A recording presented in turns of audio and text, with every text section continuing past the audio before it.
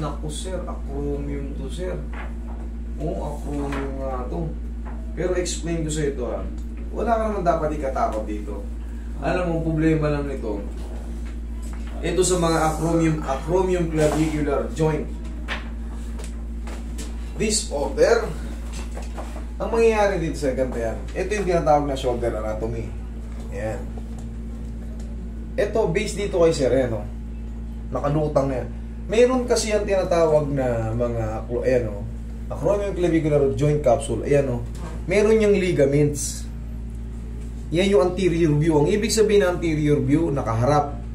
Ito yung superior view, posterior view. Yung superior sa paangat, sa taas ang kuha. Pero pag posterior sa likod, yan siya, meron siyang ligaments. Ayan o, ito yung paharap, ito yung pataas ang kuha.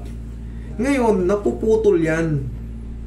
Napapatid yung sadyang putol yung buto na yan. Ito yung mga stretching yung mild pa lang. Ito sa'yo, mild pa lang to, nandito ka. Maaaring hindi pa to sagad. Ayan o. Tingnan mo, nakalutang. Maaaring hindi pa to sagad. Kasi, hindi pa siya lubog na lubog eh. Pag sagad na siya sir, ganito na yung tinatawag nun. Total na talaga. Sa'yo nasa ganito ang position. Baka mas usog pa ng konti rito. Para yan, ino-opera yan sir. Pero yan, hindi ko ma-adjust yan. Ang mawawala lang yung dito. Marirelax ka lang. Kasi yan dito, stress na rin yan. Mawawala yung mga pain yan dyan. Pero itong acromion, hindi ko yan kayang ibalik.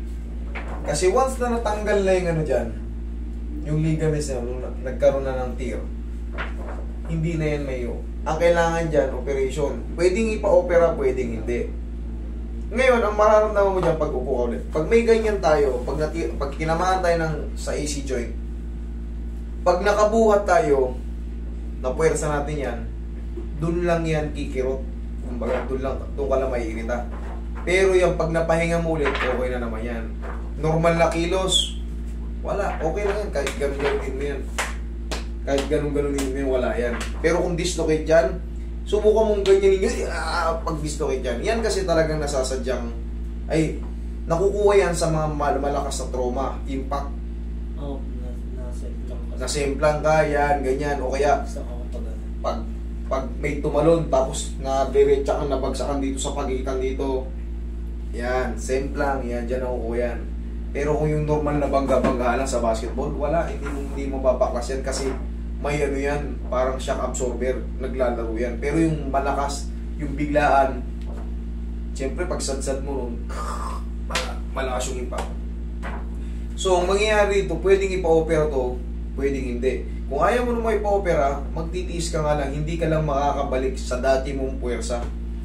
Yung, kunyari, nakakabuhat ka dati ng 2 mineral na yung kulay blue.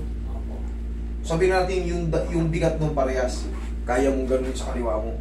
Ngayon, kaya mong ganunin yun, pero pagtapos nun, ngalay-ngalay ka na. Yun ang magiging. Pero pag napahinga uli yun, back to normal again. Wala na namang ngalay, walang sakit, walang ano. Ganun lang magiging diferensya pag di mo pinopera. Pero darating ang panahon kasi, etong sa may AC joint, madadamay na yung trapezoid mo. Yun ang pinagkaiba. Yun ang magiging consequences pa. Gets mo? Kunyari, hindi mo pinopera na pag na ganun ka ulit, susunod na yan. Ito na yung mga yung kasunod. Kung di mo pa opera, ingatan mo lang. Pwede yan ibuhat. Pwede ibuhat yung mga 10 kilo pa baba. Pero yung 15, pag ganun, pataas. Mga ngalay ka na pagka katulad nyo, warning na yan. Warning na yan. Ang pinakadabi sa gagawin yan, pag may ka, bumili ka na bumili ka ng muscle soap. Ano tawag ko? Muscle strap. Nakakita ka na nun? Yung minsan may pink, blue, red, black. Ganito ang paglagay nun. Ganyan. Kapit ka ng ganyan. Tapos magkakabit. 1, 2, 3. Para ang itsura niyan, pag ganyan, baba mo. Ganyan ang pakiramdam mo. Suportado ka. Di ba? Parang nakaangat. Ganun ang pakiramdam yan. Para pag nagbuhat ka, hindi siya affected, hindi naiinat yung mga yan. May nakaganyan. Pero ang pagkabit, ang tamang pagkabit, ganun. Nakaangat to. Wop, wop, wop. 3.